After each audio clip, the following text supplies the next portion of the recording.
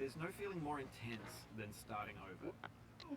If you deleted your homework the day before it was due, as I have, or if you left your wallet at home and you have to go back after spending an hour in the commute.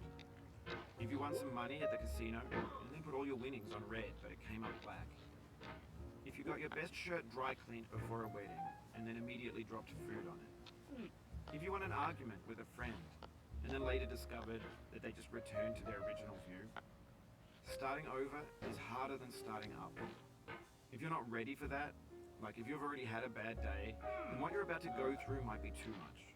Feel free to go away and come back. I'll be here. Alright, thanks for coming with me on this trip. I'll understand if you have to take a break at any point. Just find a safe place to stop and quit the game. Don't worry, I'll save your progress, always, even your mistakes. This game is a homage to a free game that came out in 2002, titled Sexy Hiking.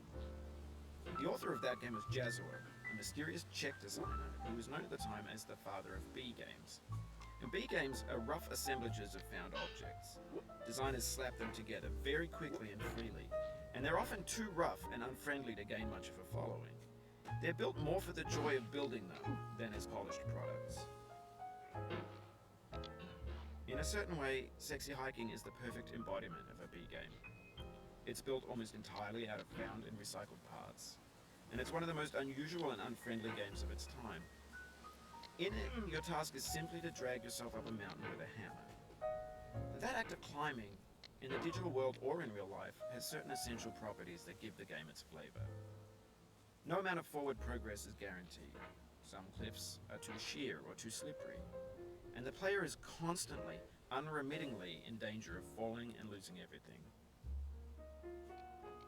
Anyway, when you start Sexy Hiking, you're standing next to this dead tree that blocks the way to the entire rest of the game. It might take you an hour to get over that tree, and a lot of people never got past it. You prod and you poke at it, exploring the limits of your reach and your strength, trying to find a way up and over. And there's a sense of truth in that lack of compromise. Most obstacles in video game worlds are fake. You can be completely confident in your ability to get through them once you have the correct method or the correct equipment or just by spending enough time. In that sense, every pixelated obstacle in Sexy Hiking is real.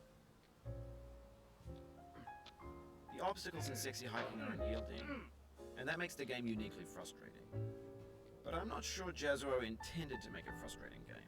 The frustration is just essential to the act of climbing, and it's authentic to the process of building a game about climbing. A funny thing happened to me as I was building this mountain. I'd have an idea for a new obstacle, and I'd build it, test it, and it would usually turn out to be unreasonably hard. But I couldn't bring myself to make it easier. It already felt like my inability to get past a new obstacle was my fault, as a player rather than as a builder. Imaginary mountains build themselves from our efforts to climb them, and it's our repeated attempts to reach the summit that turns those mountains into something real.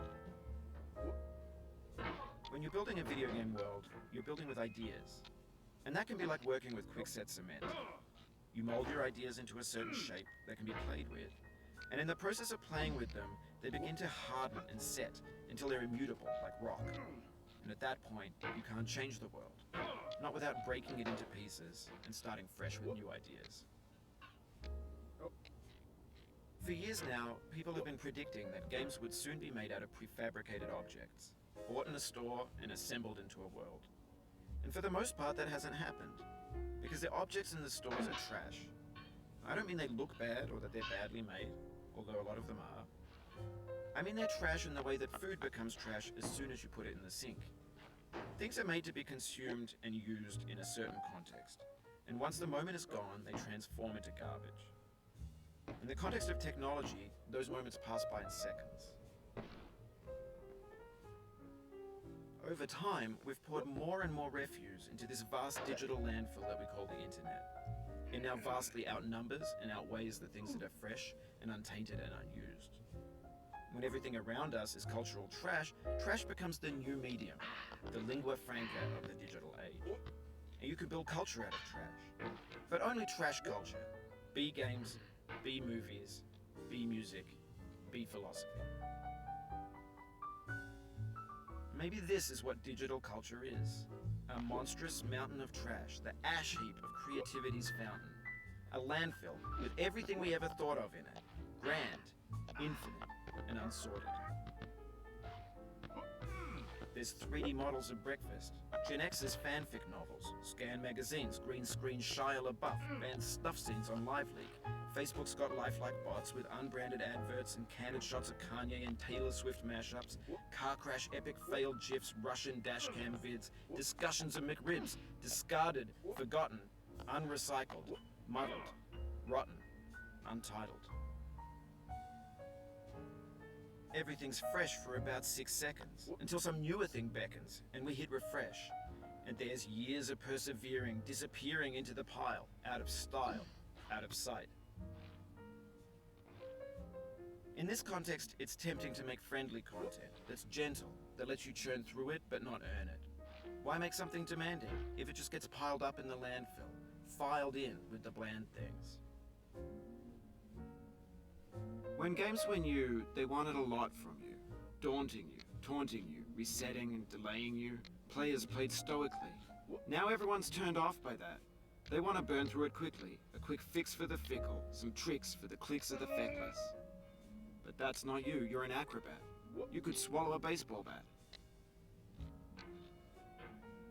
Now I know, most likely you're watching this on YouTube or Twitch, while some dude with 10 million views does it for you. Like a baby bird being fed chewed up food. That's culture too. But on the off chance that you're playing this, what I'm saying is, trash is disposable, but maybe it doesn't have to be approachable. What's the feeling like? Are you stressed? I guess you don't hate it if you got this far. Feeling frustrated? It's underrated. An orange is sweet, juicy fruit locked inside a bitter peel. That's not how I feel about a challenge. I only want the bitterness. It's coffee. It's grapefruit. It's licorice. It feels like we're closer now. Composer and climber, designer and user. You could have refused, but you didn't. There was something in you that was hidden, that chose to continue.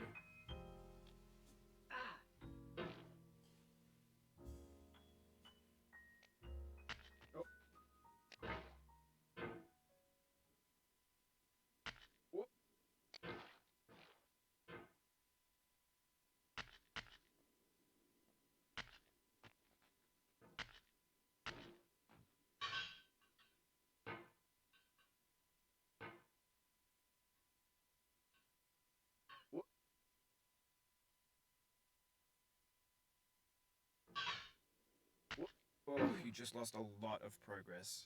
That's a deep frustration, a real punch in the gut.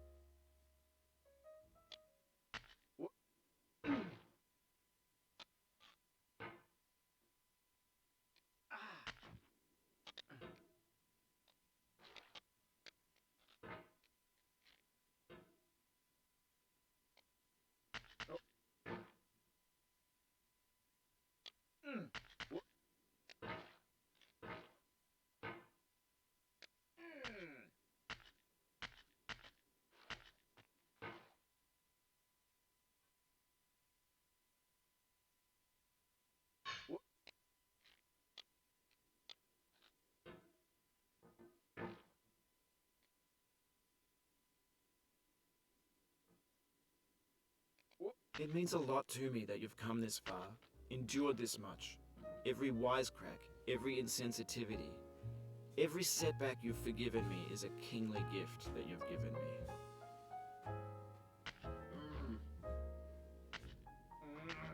Oof, sorry about that.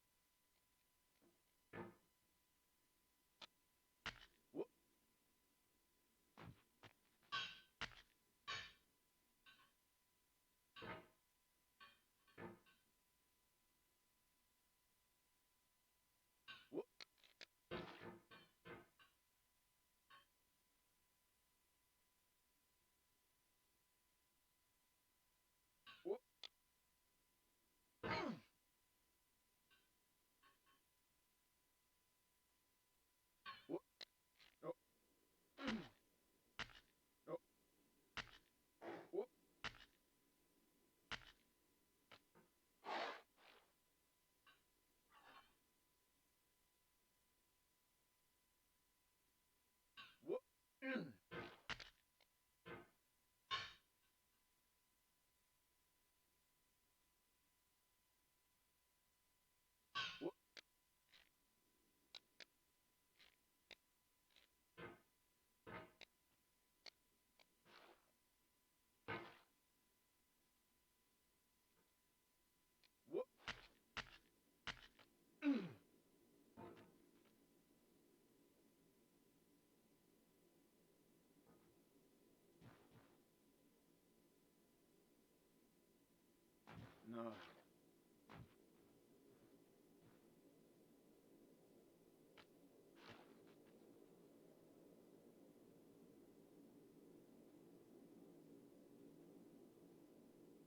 No. We have the same taste, you and I. It's not ambition. It's ambition's opposite. An obdurate mission to taste defeat. You'll feel bad if you win, so I put this snake in for you.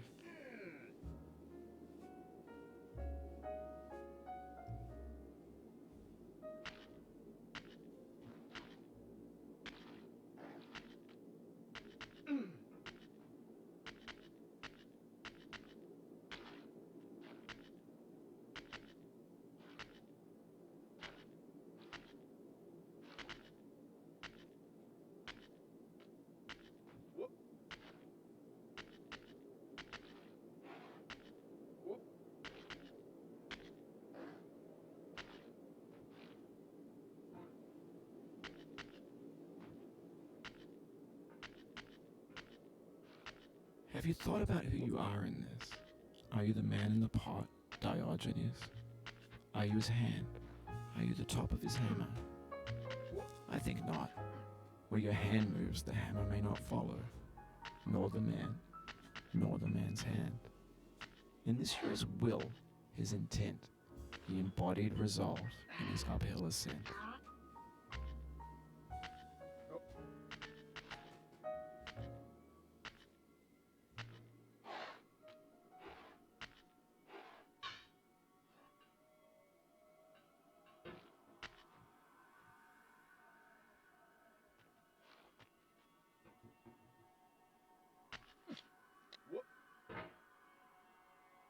Now, you've conquered the ice cliff, the platforms, the church, and the rectory, the living room and the factory, the playground, the construction site, the granite rocks, and the lakeside.